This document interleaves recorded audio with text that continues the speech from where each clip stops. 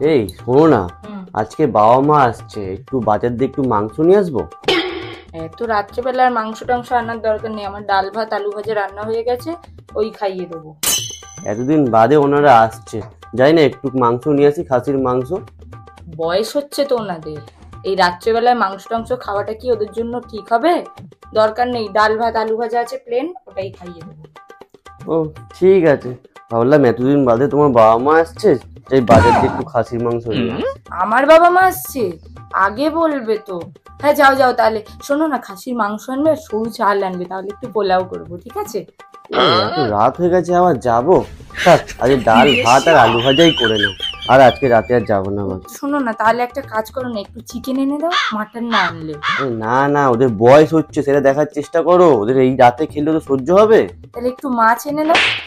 আরে না, খালি প্লেন ডাল ভাত আর আলু ভাজাই করো, সব কিছু দিও না, ডাল ভাত আর আলু ভাজাই করো। শোনো না, দুটো ডিম ঘরে আছে, আর দুটো ডিম এনে দাও, তাহলে একটু ডিম কষা করি। তুমি ওদের চিন্তা একদম করো না, ওদের বয়স হয়েছে তো, তুমি ডাল ভাত আর আলু ভাজাই করো।